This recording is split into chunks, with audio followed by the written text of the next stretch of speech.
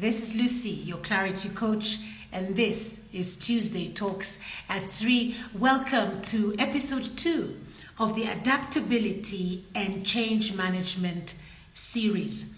Change is inevitable. That is what it is said. We believe that it is inevitable. Growth, on the other hand, is a different thing.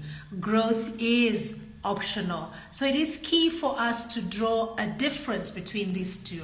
So safe to say, therefore, that if you need growth in your life, you need to be intentional about it. You need to have this self-improvement mindset about it. Well, the series that we are going through this month, which is Adaptability and Change Management series, is going to take us through these opportunities to grow our self-improvement, to be able to see ourselves in the different things that we do, especially in intentionality, because intentionality is upon you. It's not the change that is happening that is the intentionality, it's the growth that is a byproduct of that. So there are 4 episodes that are going to help us in this volatility of life, whether in your personal life, whether in your professional life. And we experience this every day. Change is happening, but are we choosing to grow from it? Well, today we are looking at uncertainty. That is the name of the topic today. And my hit out to you, my welcoming you to thinking even more, opening up your mind, is in telling you and daring to say to you that certainty is not a good thing. Well, before we get to that, we've already covered mindset, and mindset was our last episode where we talked about shifting perspectives. Looking at one thing, but seeing it like a 360. Many a time we are stuck to our opinion. We are correct. That kind of approach in life doesn't offer us the opportunity to learn a lot. And that is why I say growth is optional. It is intentional. So how about the next time when somebody suggests something to you, you seek to understand, you seek to use it as an opportunity to grow. Because the minute that you do that, you transcend from a fixed mindset to a growth mindset. That was about shifting perspective. The other one was embracing challenges and embracing it in a way that we are moving away from our discomfort of not being able to accept that the comfort zone is not a good place. In the comfort zone, we operate on pilot, which is a beautiful thing, yes, but it's not a good thing because then there is no growth. When change happens and we are stuck in our comfort zone, we are not embracing the discomfort of becoming somebody else. I hope that is quite clear for all of us. And we are way beyond that. By the time you are tuning into this session, you do appreciate the importance of not staying in your comfort zone. And then last but not least, we talked about celebrating our progress. Now, as human beings, automatically, we apply guilt when we have made it in life. We start to think that we can't shout about it. In fact, if you're an African like me, culturally, you do not want to talk about your good times because then you're going to jinx it. Yeah. But here I am saying to you, celebrate your progress. Talk about it. So in the mindset episode of our series, we were embracing a growth mindset and the continuous learning that we really need to do. And I can already see thank you so much, ladies, for joining. Sally, you say great to be here. Hello, Lucy. Hello, Sally, right back at you. Today's episode is about uncertainty. And yes, I am daring you with that hook that certainty is not a good thing. So we're going to talk about uncertainty, and hopefully we'll be able to help you develop strategies to cope with courage, with change, and the uncertainty that has to happen in your life as a result of change. Our 3rd episode will be on challenges, and our last one will be on navigation. So what is the question today that I'm putting out to you? And I really would love for you to share with me your thoughts here on the chat. The question is, why do you find it important to be certain? Why do you find it important to be certain? That's the question for the day. And I invite you to consider 3 ways to find the answer to this. So I just wanted to allow yourself to reflect, get insights, receive, because in learning, you have to apply the receiving. Your hands have to be open in the same way your mind then is opened up. So the first one that I would like us to look at is practicing mindfulness. And just bear with me as I give this example. Mindfulness is a technique such as, let me give you an example of deep breathing. Deep breathing, because I do this a lot and I use this in my coaching sessions. When I have clients who jump onto a coaching session because they're ticking a box. So basically they've walked out of something that is so intense, and then they come to this point, think of a spa, if you've been to a spa, where the mood just drops. There's no energy here. All we can do actually is be quiet and be in the present. So the deep breathing that I do involves your 5 senses, and it is open-eyed breathing, where I say something like inhale and point out 5 things that you can see. Exhale. Inhale, point out 4 things that you can hear. Exhale. Inhale, point out 3 things that you can touch, something like that. So you would continue in a process of just calming your spirit down. Deep breathing.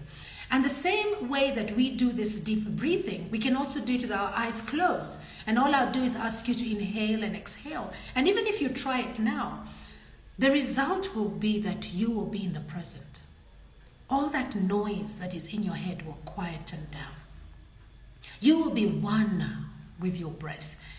And I say to you, if you've never tried it or never intentionally done it in times of change, where there's anxiety and stress that comes with change, then you're missing out on a big technique, and that is a mindfulness technique. Think about yourself and how you will present to others. Another one that really worked for me, and I miss it. I do know that I will go back one day, and that would be meditation. My meditation was on Bikram yoga. So Bikram yoga is a hot yoga room, and it comes up to temperatures of about 35 degrees Celsius, even 37. So you walk in there, duly dressed, of course, and there is a yogi master who takes you through 26 postures, one posture to the other. But you start off with the breathing. So you have to center yourself, and then you have to submit your mind to the quietness. And as you start and you go through these different 26 postures, a shift begins to happen. Of course, at the beginning, you're panting. You cannot deal with the heat. You can't breathe. You want to walk out.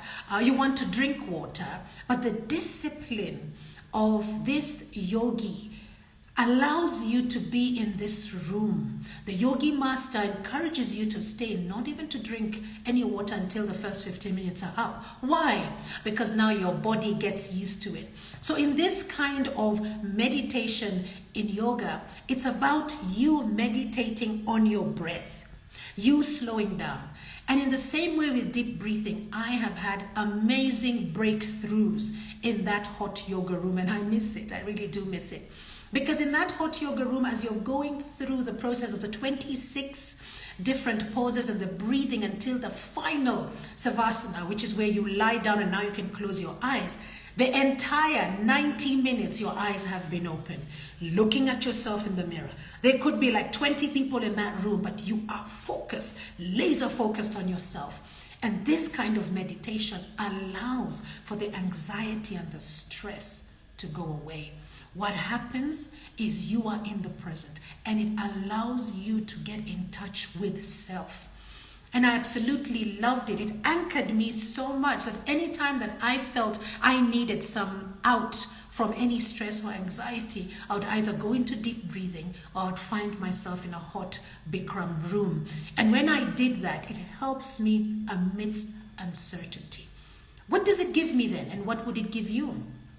It gives you the opportunity of learning self.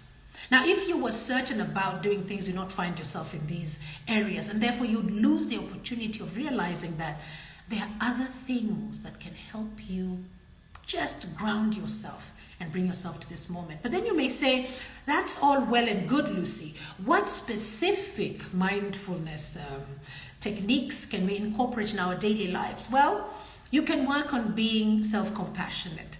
Because when change happens, as we all know, change is that thing that we don't know about. We're moving from one space to another, one reality to another, and we don't know what is going to happen. That's what we are afraid of. We're not so much afraid of the change, then we are afraid of the unknown. So for us to be able to meet in this space where change is happening, we need to be kind to ourselves. We need to apply compassion. We're so good at applying compassion to others and not to ourselves. So the first thing is work on being compassionate with self. When change is happening, accept this is a place I've never been. This may be very hard for me, but give yourself some grace that there's something you're learning, that you're moving from a certain to uncertainty. And before you know it, the uncertainty will be certain.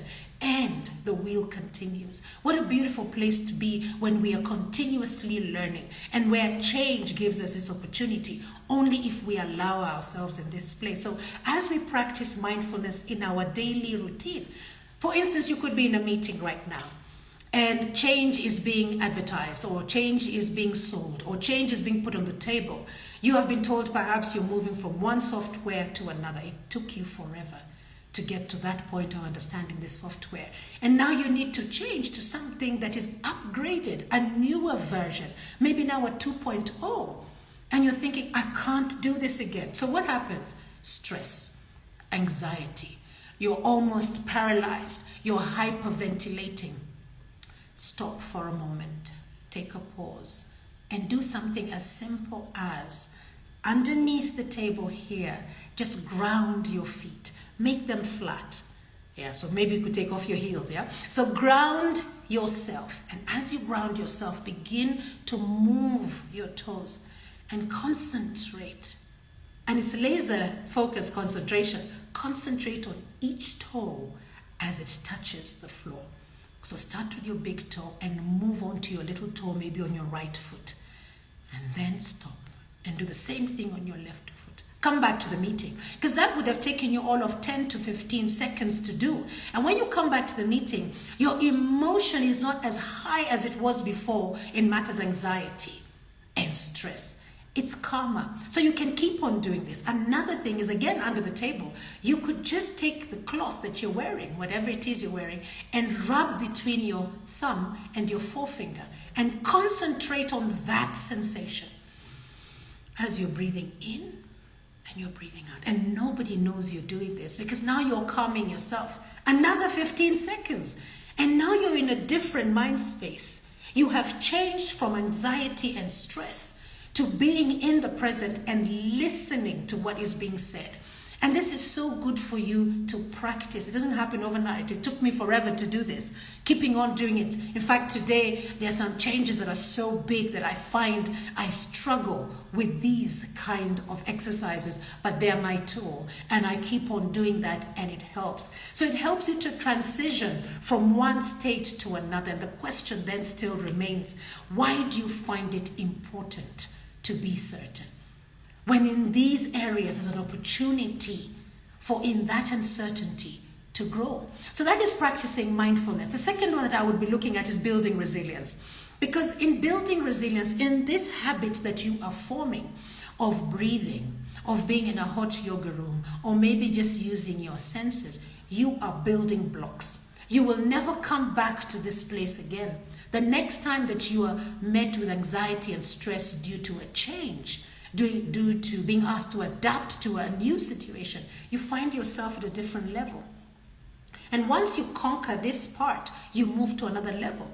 I suggest to you that during the time of COVID, nobody was certain. And as a result, we went into a gig economy. We were able to pivot whatever it is we knew as skills. We looked at new things to do, all because we were in a situation that was uncertain.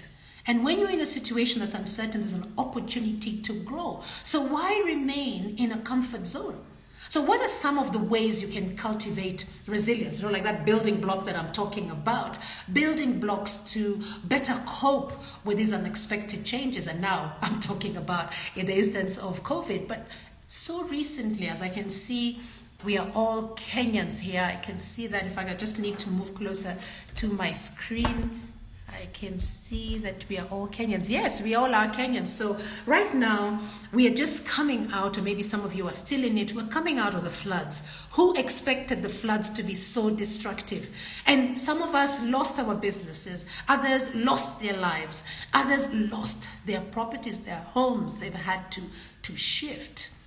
How then do we build resilience in these uncertain times? Because then you didn't know when you went to sleep whether you would wake up and find your area flooded, whether there will be no power as a result of security measures taken when they had to flip that switch off. And I would say it is by reframing these setbacks. And I know it sounds difficult, but please bear with me. So in my case, my basement was flooded. And I couldn't get to my car and I needed to leave. I found gumboots that I had stashed away a few years back. I found them and I wore them. And I went on to get into my car and drive out. And the opportunity then that it gave me was to figure out the different planning ideas I have in my life for my business. How can I apply this bad planning that has happened in the building that I live in? How can I apply that to my life? And I began to look at certain areas of my life that looked so good. It was a sunny day in them. What would happen on a rainy day? And a rainy day would be if something happened to me, if I lost my voice, if I lost the ability to be able to see, as I'm seeing all of you joining. Thank you so much for joining. We're talking about uncertainty today in adapting and change management. And right now we're on the topic of building resilience. How do we build these blocks? The first thing I'm saying is reframing setbacks as opportunities of growth. So the setback for me was that I couldn't get to my car to get to a meeting on time, but then I found some gumboots. And in that space, I could have chosen to go down a rabbit hole of negativity. But I'm all about growth in any situation, a silver lining. In fact, I belong to that WhatsApp group, the silver lining WhatsApp group. And I looked for the positiveness that was as a result, and I was building my resilience. So there are certain things I've figured out to do about my voice, to keep my voice, for me to be able to maintain my audience. There are things that I'm doing differently today that I wouldn't have been doing had my basement not flooded, had I not been able to drive out my car until I wore a pair of gumboots. I know that is very long-winded, but we want to be able to bring it to the present, to an idea of here and now. So it's all about having a positive mindset in every situation, because my Bible tells me that indeed I need to give thanks in every situation. And once I do that, I'm able to get that clarity. Remember, I talked about in the beginning when I was looking at clarity when I did my deep breathing, or I went in for hot Bikram yoga. It's the same thing. It's bringing yourself to this moment and being grateful for the present. The other thing is focusing on what you can control, not what you can't control. As human beings, we have a tendency of going down a rabbit hole, of going into areas that we cannot control. You'll be surprised how much you have in your hands right now, and how much you can do with what you have. How much more that is than what somebody else doesn't have.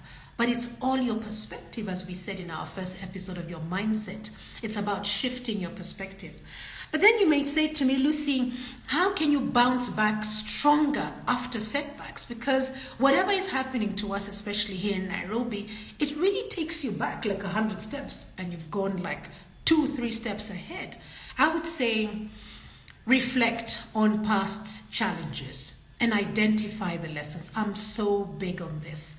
In that thing that you think went so horribly bad, look for the lessons, look for the silver lining, find them, speak about them, internalize them, make them active in your life, apply them, and then embrace change as a chance to develop new skills. What is it that you need to learn? I know during the pandemic, there's so many skills that I then took on. I mean, today I'm so adept here on digital. Before, you would never catch me online. I had a team that was doing that for me. But today, I do it all myself. I had to learn this skill. And in the beginning, it was really hard for me, and I felt so challenged. I felt anxious and stressed every day. I was using my children to show me how to do these things, and these are adults. And they know how to do it. It's at the tip of their fingers, but I was so analog. But now I am digital. Why? Because I embraced change, and I repurposed, and I learned new skills. The third one is to build your tribe. Build your tribe. You'll realize that in change, and if you haven't noticed, I want you to be intentional now. You will notice that as change happens in your life, certain people exit from your life because they can't keep up with you, or you find that their use is done. And therefore you move on and other people come into your life. But here's the intentionality. Instead of just allowing this thing to morph into something that is very organic, I want you to be intentional about who you have in your tribe. Build your tribe. And you can only do that when you have a game plan. And that is you building resilience, because you definitely need an open mindset. You definitely need a team of people to work with you. You definitely need to embrace change as an opportunity for growth. Well, that is building resilience. And the last one is just for us to have a look at today is staying flexible. When I say staying flexible, the word that comes to mind is being fluid with our plans. Again, things happen and we realize that that hard line, that goal that I wanted to do was not so easy to achieve. I needed fluidity. In fact, what comes to mind right now is a boss that I had so many years ago, and may her soul rest in peace. Some of you may know her. Her name was Bunty Granville Ross. And Bunty said to me, Lucy, there are 9 ways to skin a cat. And I didn't understand it much at that time because I was a young girl just starting out in sales and marketing. But then I came to realize, and now in my later years, that you might have one game plan, one objective, but there's 9 ways to do it. Now, of course, it's a metaphor, and it's about the cat that has got 9 lives. But can you imagine your life and how many other ways there are to arrive at that one goal? And therefore, when you're certain, what are you doing? You're limiting yourself and saying that there's only one way for sure for me to get to this place. How about looking at the 9 ways or more that are available to you? You don't have to apply all of them, but you have to consider that you need to be fluid. You might start with way 1 and realize that you get there and you run out of gas. So you need to get off the highway, you need to fuel and get back on. This may be way 2 or way 3. There could be a snarl up of traffic and you may have to do a turnaround and take another route. Allow this to happen in your life. Be flexible. So how can you remain open to new opportunities? You know, when we do the SWOT analysis in the corporate world, there is that external part which is removed from us, but something we can pay attention to. It's important. The threats and the opportunities. So the opportunities are things that we do not control. They're available in this space. So how can you remain then open to new activities that may arise? Stay open-minded. Just like the different ways to skin a cat. Don't stay with your certainty. Have a sense of uncertainty. Maybe some of you have heard about VUCA, and VUCA is a way of management that was introduced quite a while back, but during pandemic it became the center strategic in most corporate houses. And VUCA helped us with our volatility, with our uncertainty, with the complexity and the ambiguous nature of our businesses. We now began to deal with these 4 different areas to grow and see things, or rather project what could go wrong and get ready for it. It was another version of crisis management, because now it was no longer just theory that we were putting in a file and filing away on our shelves or in our computers. It was a living document. VUCA, look it up. It's an amazing tool that you can use in your businesses. If you want to know more, please just direct message me and I have a session that can help you through it. The other one is building your support and your resource teams. These are very key. You have to do that. So much as people will come and go, there are those that you are going to purposely, intentionally want to have in your team. And the last one is pivoting willingly, knowing when to fold, knowing when to walk away, knowing when to adapt. So you pivoting, so taking a skill that you have today and looking for a different industry where this skill can apply is important for you, being able to figure that out. And I can actually see that there's some comments here, and I just want to read a few of the comments. And I can see Sally. There is a reason for every season under heaven. Remembering the song. A song comes to mind, Sally. Thank you so much. Thank you so much for sharing that with me. And so the question then comes to us. Why do you find it important to be certain when there's an opportunity to allow uncertainty in your life for growth? It would be so great to hear from you. Sally says, being certain makes me comfortable. The 9 ways will be too many moving parts. Then you freeze, feeling overwhelmed. Oh, Sally, you are so right. It is so easy to become overwhelmed. But listen to this, the opportunity cost of allowing yourself an opportunity to see things in a different way. 360 gives you growth. The certainty will make you extinct, because the certainty, the way we did business before COVID and the way we do business today, totally different. Yet the cat is still there. We're still skinning the cat. So it may not be 9 ways, Sally. Maybe think of 2 ways that you can look at and build up from them. Let me give you an example. Before, pre-COVID, all our meetings, especially conferences, you needed to be there in person. You needed to fly out there. That's a cost. You needed to book your accommodation. That's a cost. You needed to move away from what you were doing every day and go to this different space to be present for the conference. As COVID happened, this changed. Something was born. It was there before, but it was just for the few people who knew how to work on their costs, on their budgets. But now it became a thing, hybrid. That meant I didn't have to fly out to this country. I was able to manage my costs. If I am a speaker, I am able to speak from this room and have it presented in Kisumu, in Kakamega, sadly. I would have it presented in Tanzania, in Ghana, in the UK, in the States, in Australia. We started to learn time zones, and I was present there for it, because all the people who were presented at the live conference in person, they saw me on a screen. And this was possible. Or before, we used to send a recording and then it was played at that time during the session. It doesn't have to do that. Now everything is live. We even have rooms, breakout rooms, where we can have discussions. We don't have to go there. So Sally, this is where the 9 lives come in of the cat, that we do not want to go extinct. We want to look at different ways to do the same thing. We still want to skin that cat, but we need to realize that new ways have come in and that we may consider them. We have to be open-minded. Thank you so much for your participation as we come to the end of our session today. Sally, I love the thumbs up. At the beginning of the session, I invited you to consider 3 simple ways to find the answer to this question. Why do you find it important to be certain? And it is my hope that you have seen the limitations of certainty. And please don't get me wrong. There are moments when you need to be certain. There's a place to be certain. But when we're talking about growth, we want to consider the opportunities that uncertainty brings us. If we want to stay in the same place that we are today, same time next year, we will still be the same old Lucy, doing the same old thing and not bringing in the new skills as a result of change.